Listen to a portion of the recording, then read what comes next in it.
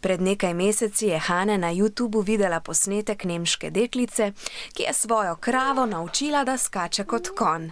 En toen dacht ik, ja, ik wou het ook alleen eens proberen met een koe van ons. En dan ben ik beginnen oefenen. Z učnimi urami skakanja je začela v domačem hlevu. Najprej je oviro postavila na tla in učenka, telička Fleur, jo je morala le prestopiti. Nato je Hane oviro postavljala vedno više in Fleur je zmogla vedno več.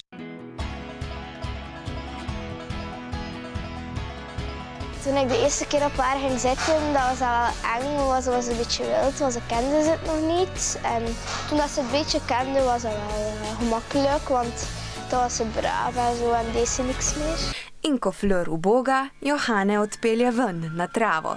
Te nagrade se telička očitno zelo veseli, saj po nekaj mesecih treniranja lahko preskoči 80 cm visoko oviro. In Hane je prepričana, da bo kmalu zmogla še več.